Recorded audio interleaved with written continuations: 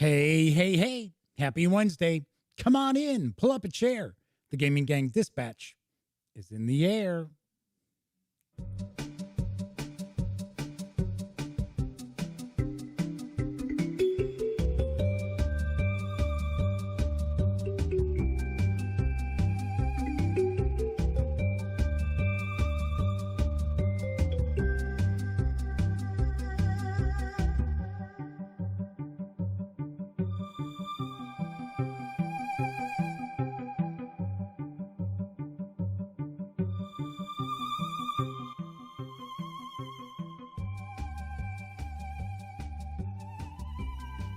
Howdy, howdy, howdy, gang. Welcome once again to the Duct Tape Studios. I'm Jeff McAleer, your host here at the Gaming Gang Dispatch, brought to you by thegaminggang.com, of which I happen to be the founder and editor-in-chief. So welcome aboard. Tonight is Wednesday, May 19th, 2021. This is live stream number 667. If this is your first time joining me, just kick back. We talk about the latest in tabletop gaming news. It is very, very casual. We are not performing rocket surgery by any stretch of the imagination. No, we're just hanging out talking about games. So about the first half of the show, I will share the latest in tabletop gaming news. And then on the second half of the show, I take a first look at a board game or role-playing game, miniatures, rules, what have you. If it's a tabletop game, it is fair game. So tonight, I am going to unbox and take a first look at Imperium Classics, which is from Osprey Games. There are two new editions of Imperium out. We have Imperium Legends and Imperium Classics, which I have Classics. We are going to take a look at that. My understanding is gameplay is exactly the same. It's just different historical factions which are involved in the game itself. So, want to point out, if you're a longtime viewer, thank you very much for once again keeping me company. Always appreciate it. And of course, if you like this video, by all means, give it a quick thumbs up. Subscribe to the channel if you haven't. And if you do subscribe, ding that bell. It'll not only let you know when the dispatch airs live, Monday through Thursday nights, right here on YouTube.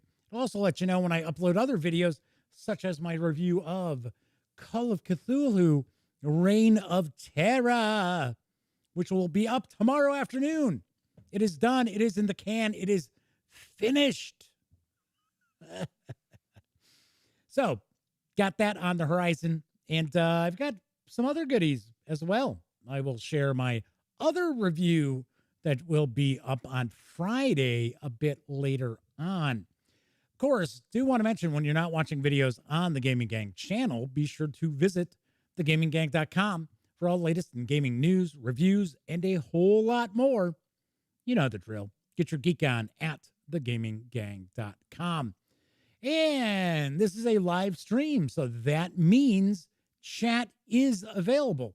It's not on screen. It's one of the ways I keep some of the more unusual commenters at bay. But I do my best to pay attention to chat. So if you want to say howdy, maybe you got a question, a comment, by all means, please chime in. I will do my best to respond. So the first one out the gate was the Madman wishing me a happy Thursday when it's actually Wednesday. Then again, maybe the Motor City Madman is traveling back in time from our future. Madman, what happens? What happens on Thursday? We need to know. Boris is with us. John Vogel is wishing everybody a happy War Game Wednesday because we are looking at a sort of war game. It is a conflict game. Viber Dave is with us at the start of the show, too. That's pretty amazing. Very cool. Flaming Heron's with us. So is Doug Roberts and Disavowed 92. Very, very cool. We got chat off and running already. Very nice. Do want to mention our temperatures are starting to finally rise in the Chicago area, but so is the humidity. And it's actually a little cool down here in the Duct Tape Studios, but it is humid. It's like, yeah, I'm not a big fan of humidity.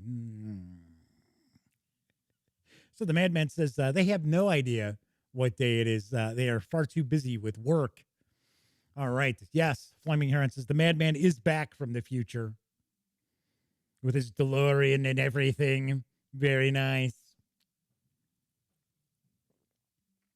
All right. So Boris had mentioned that they have spent the past few hours liking and commenting on the videos for the channel because, as I mentioned yesterday, I asked everybody if you watch. I will mention this again later on, but if you tend to watch videos on the channel, please comment on the videos. I know it's important if you like the video to give it a thumbs up because that's built into YouTube's algorithm, but it's also very important for comments. The more comments that are on a video, the more likely YouTube is to share it. I believe it's only one comment per user. I'm not positive, but I think so. And I am not trying to game the system or anything like that. I'm not trying to mess with people, like trying to boost the views suddenly illegally. No, this is legit. So basically, YouTube's algorithm says, oh, well, this video is getting more comments, so we'll probably share it with more people. So there we go. So Nicholas Stanishek has joined us as well in chat. Very cool. So, as always, please give the video a thumbs up if you like it. And if you watch all the time, you should be liking these videos. And also, please comment on the video. I'm not asking you to write a novella. I'm not asking you to be like, oh, Jeff, they're the most fantastic game reviewer and commenter of all time. I'm not asking for that. Just say, hey, that game looked pretty cool in the news, or the game I'm taking a look at. Hey, I wouldn't mind maybe checking that out. That's all. That's all I ask. We'll see what happens. But I have noticed there is kind of, there's a reason behind some of this stuff. And I do notice, and of course it's kind of like a circle, right? So more comments gets more views, which gets more comments, which gets more views. So Kevin Thorpe is joining us as well. We got a really good chat off and rocking already today. So we've got a good amount of people hanging out. So very nice. Very nice. Glad to see Boris was able to make it early in the show as well. So sweet. All right, let's jump on into the news because I've got a good selection of news. So, Boris says for some reason, Soylent Green tastes like grandpa. Soylent Green is people. Yes. Actually, that's a really good short story. What is it? No Room, No Room? If I remember right. It's a Harry Harrison story. And the funny thing is, when I think Harry Harrison, I always think the Stainless Steel Rat and relatively light, kind of funny science fiction. What was the other series that he did? Bill the Galactic Hero. That was another one. But Harry Harrison did also write very serious science fiction. Oh my gosh, we have a guest appearance here. Look at this. Because Smokey is downstairs with me tonight. Come here, Smoke. Over here. Smokey, you're not on camera, Goofy. Come on. Come here. Come here. Let's see. You can see her tail, right? You can see her tail kind of flashing in front of the camera. Here, I'm going to get her on my lap here. Come on, Smokes. Come here. Come here, Sally. Okay.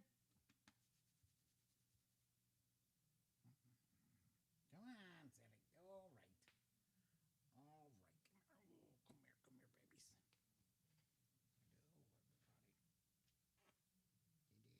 Come here, babies. We have not seen Pinky in quite a long time. Not Pinky. I should say Smokey. I got Pinky on the brain.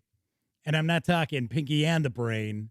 It's the other cat here. She had to go to the vet today. She gets an injection because she gets real wheezy.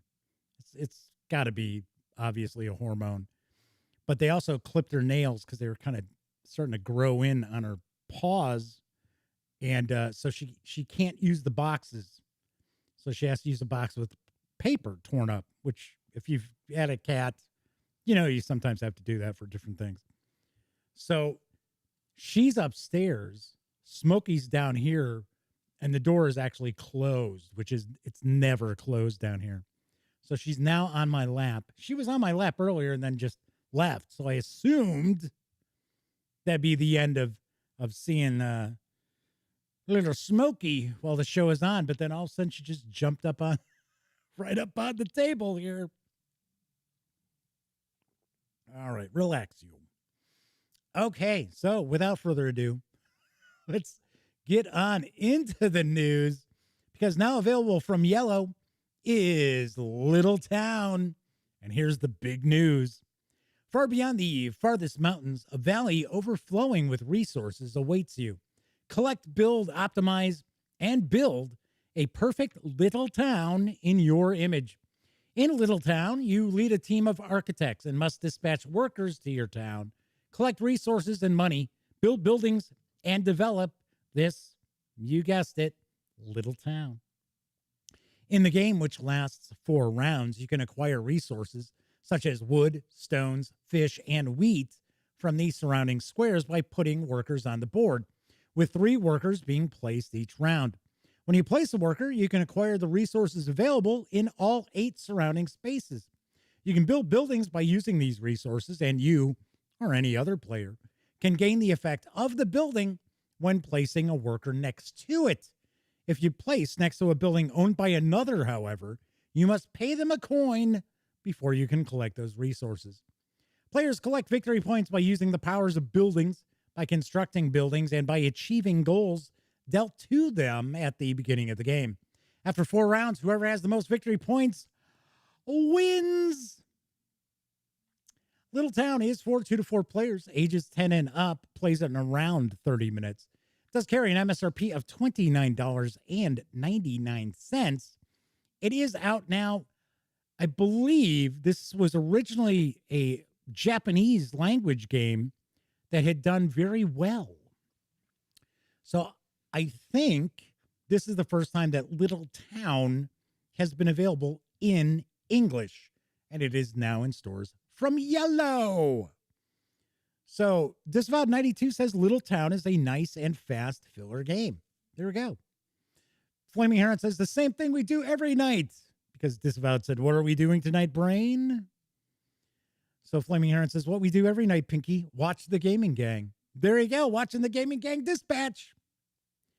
Actually, now I have a little hair hanging on my nose from you-know-who. Thanks. Thanks, kid. All right, moving right along. Now hitting stores from KOSMOS is a brand new Exit the Game release. Here's the skinny on The Gate Between Worlds. Can you solve the riddles and find your way through the worlds and back home? You followed an ancient map to a hidden cave which purportedly contains some kind of mysterious gate. Inside the cave, you find a large metal circle made of concentric rings embedded in the rock wall. You approach the gate hesitantly and touch it. To your astonishment, the metal rings can be rotated. Suddenly, everything goes dark around you. When you regain consciousness sometime later, you are no longer in the cave, but in a bizarre new world. Where are you, and how are you supposed to find your way back to the world you know? Only by working together as a team, solving riddles as you travel from world to world, will you be able to make it home safely. Exit the Game, The Gate Between Worlds is a puzzle game modeled after escape rooms, and it includes components meant to be folded, written upon, or torn, so it is marketed as a single-use game. The game is for 1 to 4 players, ages 12 and up, plays in around 1 to 2 hours, does carry an MSRP of $14.99. $0.95. Yes. Sweet. I know a lot of people love the Exit series of games. I had actually shared a live play. Oh, this is a while ago. This was over a year ago. And I know it says that this takes 1 or 2 hours to play, but I swear it took us a good 3 hours of streaming to get through that adventure. This one has a complexity level of a 3 out of 5, I believe. So Trioxin245 has joined us. Welcome aboard. I believe this is the first time that you have popped in and joined us in chat. So welcome, welcome. JP Falconer is with us as well. Good to see JPF hanging out. Let's move along to our next news piece. Now available from WizKids is Fantasy Realms. And here's what I know about this card game. As a ruler, it's up to you to build the mightiest realm in the world. Will you choose to follow military tactics and sweep away all in your path with a massive army? Will you turn towards sorcery and control an inaccessible island surrounded by impenetrable flames? The choice is yours, and no two realms will ever be the same in Fantasy Realms, a combo-licious card game. Fantasy Realms takes seconds to learn. Draw a card, discard a card, though you can draw from the deck or the discard area. Make the best hand you can by making the best combos. The game ends when 10 cards are in the discard area, and you aim for the highest score to win. To make scoring easier, the WizKids Games Companion offers a scoring helper for Fantasy Realms. After your game's complete, import your cards into the app and instantly see who won. Also, there's a handy lookup of all the cards. This is available on iOS and Google Play. The actual physical game itself is for 3 to 6 players, ages 14 and up, plays around 20 minutes, and does carry an MSRP of $19.99. This had been out of print. I know that the box cover artwork has changed from the original. I think the original came out 2017, 2018, something like that. And the way it was kind of packaged made people think it was a collectible card game, and it's obviously not.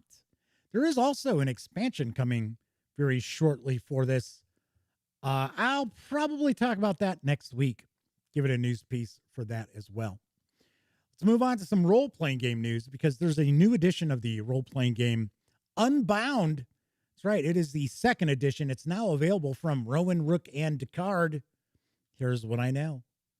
Grab your friends. You're going to make something beautiful together. Unbound will give you the best session zero you've ever had. Oh, you tease. As you gather around the table to make your characters, you'll also make the world, the factions that oppose you, and the plot of the game by answering a series of prompts. Every time you start play, you'll make your own world and explore it at a breakneck pace. Breakneck. Jeez. Breakneck, Jeff. Read in English, buddy. Unbound also utilizes a unique playing card-based cinematic tactical combat system, which allows for tactical play and wild descriptions of the action. Unbound is a rules-light, setting-less role-playing game about over-the-top cinematic action, interesting tactical choices, and empowering players to create an engaging, evocative world with as little fuss as possible. Unbound is designed to give you and your group the agency, inspiration, and encouragement to build your own world and fill it with exciting stories. As the players make characters, they and the GM will answer questions relating to their chosen abilities that sketch out the rest of the world, the hero's goals, the opposition to their path, and what stands to happen if they fail. Unbound Second Edition is available in PDF for £10. Yes, it is over in the UK. You can get it in print for £25. Pounds sterling. I know. I wasn't going to sit there and pull up the exchange rate and be like, oh, you can get it for $14.37.4. Could I just give it, pound sterling? All right. My last news piece. There is a new adventure which has arrived for the 13th Age role-playing game. Here's the latest from Pelgrane Press about Elven Towers. Recover the hidden power of the Elf Queen. Ages ago, when the elves were still united as one, the Elf Queen locked away a portion of her power in a magical vault. In hindsight, this may not have been a good idea. In the chaotic 13th Age, it has turned out to be a terrible idea. Over time, the original elven guardians of the vault's keys have been stealthily defeated or corrupted, and now the keys to the Elf Queen's power are hidden in 3 magical towers, one for each of the 3 elven peoples, and the elves themselves cannot pierce their defenses. What to do? Summon heroes, of course. Glory, riches, and power will surely flow to those who answer the Elf Queen's call, or perhaps to those who want her power for their own icons. Elven Towers is a champion Tier 1 13th Age role-playing game adventure for 3 to 6 adventurers by Cal Moore. It includes plot lines and options for adventures throughout the Queen's Wood, with multiple elven-themed encounters you can use in any campaign. This 120-page PDF for 13th Age Elven Towers is available over at Drive-Thru RPG for $16.95. Sweet. Very cool. Very nice. I've pointed out before that I have always heard good things about 13th Age. I have never taken a peek at 13th Age. So, I don't know. Kind of like the cover to this. I wish I had more artwork, more interior to show you of this as well. So Boris says £1 sterling is $1.41. I didn't even know that. And what did I say? Like $14 and whatever. Pulled that one out of a hat. All right. So that is it for the news. As I was just mentioning, Drive-Thru RPG for Elven Towers. Keep in mind that the Gaming Gang, thus the Dispatch, are affiliated with the One Bookshelf sites. So if you are going to go visit Drive-Thru RPG, please stop by thegaminggang.com first. Click on one of our banner ads. That way, if you do happen to make a purchase, I'll get a little portion of that sale. And all those nickels, dimes, and quarters really do add up and help keep thegaminggang.com around. So Smokey is now off my lap. She wants to get up on the table. Sorry, kiddo. Can't have you up on the table while I'm doing the show. So, see you later, kiddo. All right. Anyway, so Flaming Heron says, yeah, I know in Australia it means it's like double the price of the UK since they buy a few books from there. Yes, we talked before that people live in Australia. They just get the short end of the stick as far as the price of everything and shipping, and just nuts. Just crazy. All right. So tonight we are going to be taking a look at Imperium Classics, which is from Osprey Games. It's designed by Nigel Buckle and David Turksey, with artwork provided by The Miko. The game is for 1 to 4 players, ages 14 and up, plays in around 40 minutes per player. It does carry an MSRP of $40. So Kevin Thorpe says 13th Age is cool. 13th Age Glorantha is even cooler. Yes, they did a really good job with that, I heard, as far as Glorantha for 13th Age. All right, let's swing on over to the other camera, because here I've got Imperium Classics. So my understanding is this includes 8 factions. So there are 8 factions available. Kabuki Kid has joined us. It has been a long time since we saw Double K in the house. So welcome back, Double K. All right. Anyway, so there's Imperium Legends, which utilizes the same mechanics and everything. I believe there's like some common cards because I think there's a deck building element to this, and that the common cards are a little different, but they're kind of the same. So, got to check this out. All right, let's get the shrink off here. There you go. Illustrated by the Miko.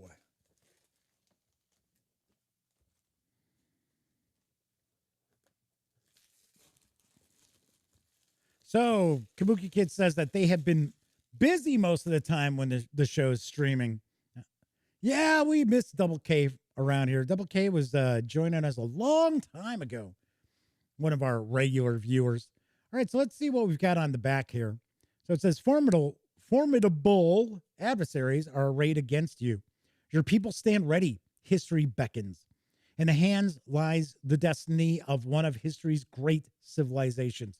Under constant threat of attack, you must conquer new lands, oversee dramatic scientific and cultural advances, and lead your people into the era of empire. Expand too rapidly, and unrest will bring your civilization to its knees. Build up too slowly, however, and you might find yourself a mere footnote of history.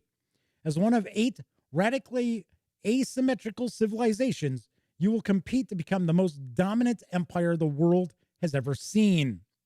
Imperium Classics is a standalone game that contains the Carthaginian, Celt, Greek, Macedonian, Persian, Roman, Scythian, or some people say Scythian. I've always thought it was Scythian, and Viking civilizations, each which makes for a unique and challenging opponent in a solo game. It's fully compatible with Imperium Legends for players wanting to expand their pool of civilizations even further. So JPF says they kickstarted this along with Legends. So they are hoping that this game is good. So the question I would have is, for some reason, I had heard that this game was out before, that this is like a new edition with new art and some tweaked mechanics, but I don't know if that's really the case. So we're going to find out. So first of all, we got 2 rule books. So we have the standard rule book, which we will take a peek at here. So we're showing us the components, discussing the different cards that we've got. I will zoom in. We will take a look at the cards, getting a breakdown here. Looks like there's maybe quite a bit to this, because we got all these different icons. Well, basically, I guess there's suits, but there's 6 of them. So usually I think when I think of a suit, I only think that, yes, there are 4 suits. So we have starting locations, player counts. Oh, okay. So some cards aren't used in a solo or 2-player game. Some cards aren't used in a 1, 2, or 3-player game. There must be some of those like common cards. So JPF says, yes, this is revised. Cool. So talking about combining classics and legends. So we've got our player setup, our common setup. Talking about how to play. The game is played in a series of rounds. Each round starts with a player to the left of the Solstice card, taking their turn, and then turn order proceeds clockwise. Play continues until either scoring or collapse is triggered, which ends the game. On each turn, you will activate or innovate or revolt. Yes, it's revolting. So we're going to discuss what's going on with these. So I guess there's a suit, which is kind of a revolt card. Revolt suit looks like little flames. We'll get better luck while we zoom in. So reshuffling your draw deck. It says if your draw deck is empty and you need to draw a card, first check your state card. Huh. That's interesting. So there's some special rules as far as reshuffling your deck. So we've got talking about the solstice, talking about the game ends when either scoring or collapse is triggered. So there are a few different triggers here. Yeah. So we've got various different keywords. I got to say, this looks interesting. And it's historic. I like that as well. I think that's very cool. Although here we've got the Arthurians. So King Arthur. So that is not in, I don't think it's in this. I don't think King Arthur's in this. So here's our nations. Carthaginians, Celts, Greeks, Macedonians, Persians, Romans, Scythians, Vikings. See, in legends. Oh, so, okay. So classics is historical. Legends is fictional because we have the Arthurians, Atlanteans, Egyptians. Well, Egyptians aren't fictional. The heck's going on here? Got the Olmecs, the Zin, Utopians. So 3 of those appear to be fictional. That's kind of cool. So we've got our quick reference sheet here, and that was 24 pages, but a lot of images and things like that. So we also have a solo rule book. Take a peek at this. Just going to take a second here. Yeah, it looks like we're in focus okay. So talking about our setup for the solo player. Looks like it's rehashing a lot of the information, like how to play. So we have bots as far as solitaire game. So it changes the gameplay. Talking difficulty levels as well. No, we were just looking at the various different civilizations. I noticed those also had an indicator of the difficulty level of each. So I have a nation reference table. Keeping in mind that each of these civilizations plays asymmetrical. So that's kind of cool. So altogether, if you had both legends and classics, you would have 16 different civilizations to choose from. So you have a campaign log too. Cool. And another quick reference sheet. We've got some counters. So we've got some punch boards. We actually have a few punch boards. Looks like we've got some duplicates as well. So dual-sided. Yep, they are dual-sided. So that's kind of interesting here. But I guess reality-wise, we're supposed to be like expanding our influence, our the region that we control. So there's got to be a way for you to mark that. Got to be a way for you to track that. So these counters must be part of that. And it looks like we've got resources. I'll take a guess. Those are like people, and these are like building resources. I don't know. I have no idea. I just cracked open the box. I don't know. Then we have a plastic insert as well as a big chunky. That is a big chunky. Look at that single pip. It's like huge. So we've got the 6-sided die, and then we've got a variety of cards. So what we're going to do here. Oh, that's very cool. If you look in the box here, it tells you exactly what cards go in on the bottom. That's nice. All right, so let's start taking a peek at the cards, and I will zoom in to get us a much closer look at what these cards happen to look like. So remember I said the unrest, the revolt. See how it's like a little flame?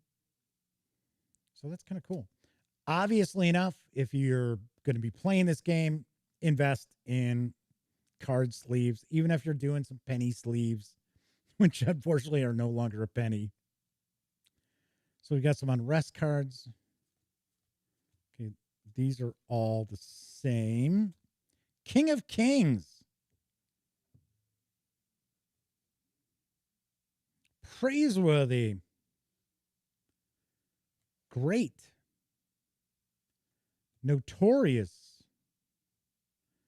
Marvelous. You look marvelous. Glorious. Triumphant. Got a couple of triumphants. Awe-inspiring. Then we've got some Empire cards, like so. And then this, I'm guessing, that's our Solstice card. So those are in here. I'm going to put the box just up here so I can just reach on in and pull these out. So wilderness. So these look like these are regions. Jungle, mountain, coast, floodplain, forest, oasis, hills, marsh, steppe, river, cape, woodland, and sacred pass. Cool. I don't know about you guys out there. This looks pretty impressive. I'm going to shrink down my preview window. I opened it up just to make sure that everything was in focus so I could tell. So Kabuki Kid says, yeah, a mix of real and fictional with legends, with classics. These are all real civilizations. All right, so here we have Standing Army, Shade Mask, Elders, Town, Shrine, Invasion. I was looking to see if it was any indication of what faction this is. Mysticism, Oracle, Agriculture, Boats, Rituals and Ceremonies, Ambassador. Now we have some city cards. Gambling, yes. Port, Diplomacy, Leadership, and Lost Scroll. So what did it say on the bottom here? Uncivilized. That's what those cards are. Those are uncivilized cards. Next up, we've got the Scythians, or Scythians, however you want to pronounce it. Oh, there we go. It's going to tell us right up top. Cool. Oh, I guess it doesn't. That's kind of weird. So, how would you tell that this belongs to this deck? Okay, so I get that these are Empire cards, right? Because we just saw those Empire cards. So I'm just curious how you know that these are the Scythians, unless you, because I think you pick up other common cards. So that's why it's kind of throwing me off here. So I don't know. It's kind of weird. It's got to be this, right? It's got to be this with the color. That's my guess, because they all look like they've got that. Some of them have a symbol, some don't. But it looks like they all have a little color in the corner, which if you've got colorblind players, that might be a problem. All right, so these are the Scythians. So JPF was asking, was there room for the legend cards to fit? No, I don't think so. I think you got to have them in 2 boxes, because if you notice, it tells you what goes in here. Boris says, what if you drop the whole thing and mix all the cards up? I know. Just like if you watched, oops, where were these? Where did my unrest cards go? Oh, they're in here. They go in here. See, look at that. I was like, wait a second. I already got these mixed up. But when I was doing the first look at Unfair, which is the follow-up to Funfair, which I really like. My mom really likes that, where you're building the theme park. I was just like taking the cards out, looking at them, sharing them, because I thought, well, it's like Funfair. Well, it turns out we've got specific decks that they have to go into. So I had to sit there and sort them back out again like a dope. So Sarah says, did you see the colored square next to each of the names in the box? That appears to coordinate with the color at the bottom. I believe so. Let's see. See what that says. Celts, yes. And it shows green. See, it's probably easier for you to see when I pull this because you're looking straight down. All right, so we have the Celts here. So Celtic Gold, Celtic Innovation, Chainmail, Chariots, Algab Not even going to try to pronounce that. Conquer, Armorica, Britannia, Hibernia. We got some unrest. We got Druids, Glory, Advance, Conquer. Ha ha. I figured we'd get Boudica with the Celts. Or Boudicca, or I know there's like umpteen different ways that her name has been spelt and pronounced. I always, most of the history shows that I've seen, always call her Boudica. Cattle Raid, Celtia, some more unrest. Actually, a lot of unrest. Ooh. All right, so those are the Celts. Who do we got next? What do we got next here? The Romans. Oh, yeah. Okay, so the Romans are in here. It's King Arthur that's not. Julius Caesar. Military engineering, Roman invasion, legions, the Senate, Rome, the eternal city, Emperor Trajan, prosperity, bread and circuses, Gallia Aquitania, more unrest, glory, another prosperity, advance, conquer, triumvirate, city of Rome, Dalmatia, Roman expansion, and a couple of unrest cards. So the Romans don't have as much unrest, it appears. So we've had a few people mentioning that they like the artwork. Yeah, I like the artwork too. The Miko does some pretty cool art. All right, so we've got the Carthaginians. I guess I could have just looked at the top card. I don't know why he kept pulling that out to take a look. All right, so Carthaginians, City of Carthage, elephants, a couple of cards for them. Hegemony, Hannibal. So are you going to get Hannibal's dad? Hamilcar? We'll find out. We'll see. Trading ships, Monopoly, Prosperity, Caravans, Advance, Iberia, Berbers, Glory, Prosperity, another Advance, Conquer, Dido, Queen of Carthage. We've got traders, and then we've got a couple of regions there and a couple of unrest cards. So no Hamilcar card. That's okay.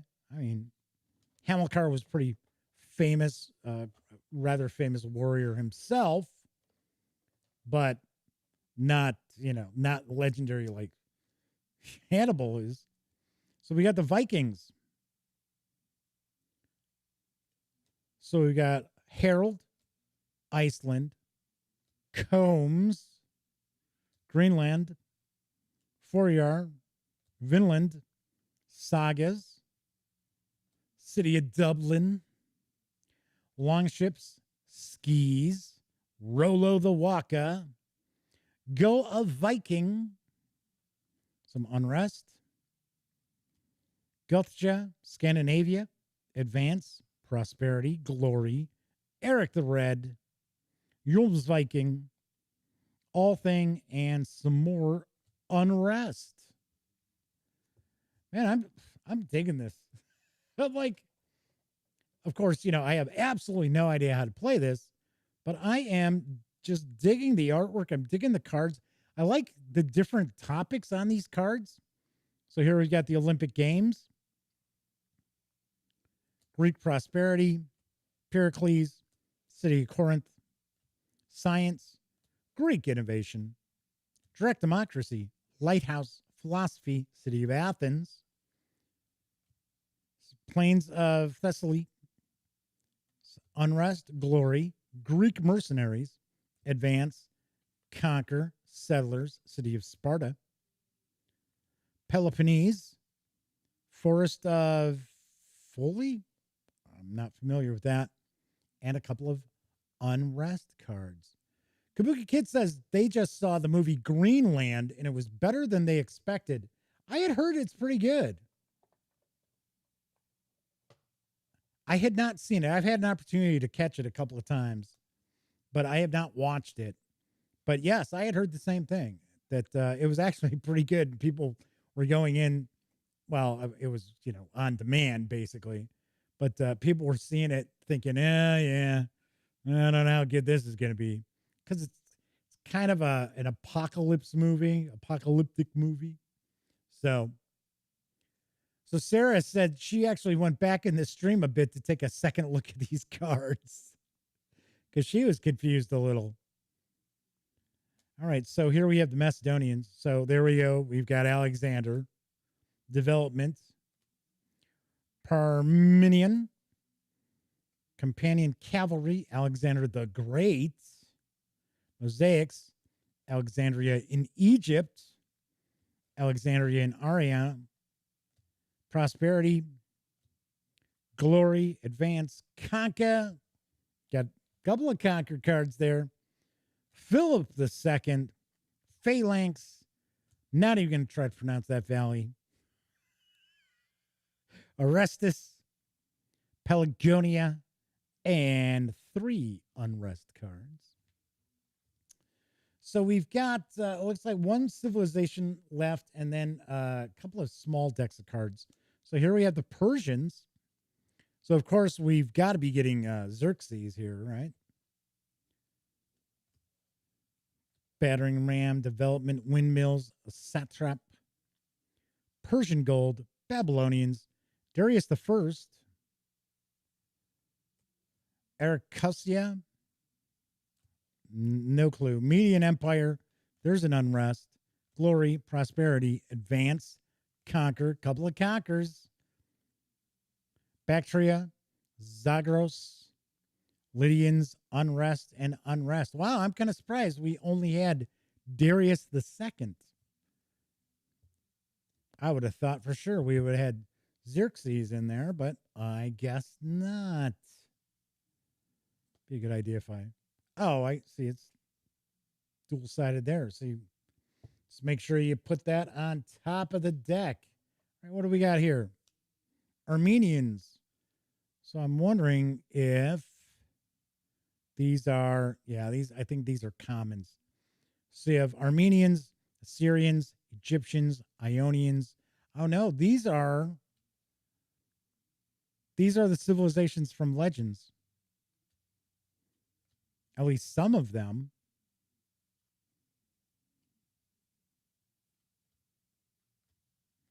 The Hittites, I know they're not included, but some of these, where was it? Where did I just see it?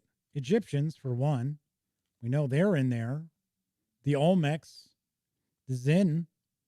So, wonder what those are. Kind of interesting. All right, Primo has joined us in chat. Welcome aboard, Primo. We're just getting ready to finish this up. So these look like these are some common cards as well. Drama and poetry. I bet you these are like culture cards. Drama and poetry, education, money lenders. There you go. Corruption, onager, metropolis. Where's Superman? I'm looking. I don't see him. Got a couple of metropolises. Pharmacy, wonder, coinage, exports, urban development, mercenaries, temple, and a cataphract. Nice. So those are all of the cards.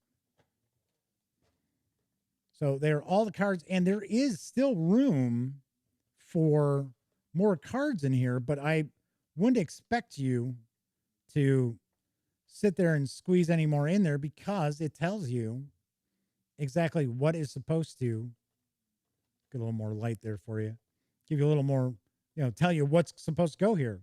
So these were tributaries. So these various different cultures here were tributaries. So I'm going to take a guess, probably in the legends, some of the tributaries are the civilizations from this box. All right, so we've got all the different cards. We have 3 punch boards of counters. We've got a solitaire rule book. We've got the regular rule book, and that is what we find when we take everything from Imperium Classics outside the box. Of course, I will have a review of Imperium Classics in the very near future. This looks really interesting. This really does have my interest peaked, I will certainly say. All right. So, once again, Imperium Classics and Imperium Legends are both available from Osprey Games, and they are hitting stores, and each carries an MSRP of $40. But it looks like this might have some serious gameplay in it. Because, sometimes you see a card game and you're like, $40, $50 for a card game? Looks like there's quite a bit going on, and there's a lot of cards in there as well. All right, so that's it for tonight's show. In case you're wondering what's coming up on tomorrow's show, I am going to take a first look and page through Mutant Crawl Classics from Goodman Games. Yes, I had recently done my reviews of the Dungeon Crawl Classics First Time Fan Kit, as well as the Dungeon Crawl Classics Core Book. So next up, I've got Mutant Crawl Classics. We're just going to do it's not a review. I have not cracked that book open. I have not looked at anything. So we're just going to be taking a first peek. All right. Anyway, once again, do want to mention, if you like the Gaming Gang channel and you watch the videos, by all means, do me a favor, comment on the videos. You don't have to put paragraph after paragraph, but I do understand that with YouTube's algorithm, the more comments a video has, and of course, more thumbs, even if they're thumbs down, I don't want you doing thumbs down, to deal with enough of those anyway. Actually, I really don't get that many down votes. But number of comments and other interactivity that people, engage with in the videos really helps drive the videos to be shown to other people. So please do me a favor. Whenever you're watching a video, leave a quick comment, even if it's 1-2 sentences. Say, hey, you know what? That Imperium Classics looks kind of interesting. I'll be waiting for your review. Some stuff like that. Doesn't have to be crazy. Anyway, so also on Monday's show, I am going to unbox and take a first look at Sheepy Time, which is from AEG. This is coming this spring, so we will take a peek at that. Also want to mention, I was talking about my review of Call of Cthulhu Reign of Terror, which will be up tomorrow, probably early afternoon, maybe late morning. But my other review that's in the can and ready to go is Jackals, which is also from Osprey Games. This is a kind of low magic Bronze Age fantasy role-playing game. So I'll probably put this up on Friday. Worst comes to worst, Saturday. All right. Anyway, that's it for this time out. So if you were watching live, thank you very much. I always appreciate any of you taking time to just kick back, keep me company while I do the stream. Of course, I do know there are people out there who don't have an opportunity to watch the show live. I appreciate you taking time out to watch after the fact. even if you're watching on Memorex. Really, really do appreciate that. All right, everybody, enjoy the rest of your Wednesday night or Thursday morning or whatever day you might happen to be watching this. And of course, once again, I'm Jeff McAleer. Thank you so much for watching, and I'll see you next time. Oh my gosh, I forgot to hit that. Why, I oughta. I thought I had already done that. Jeez. All right, catch you later, gang.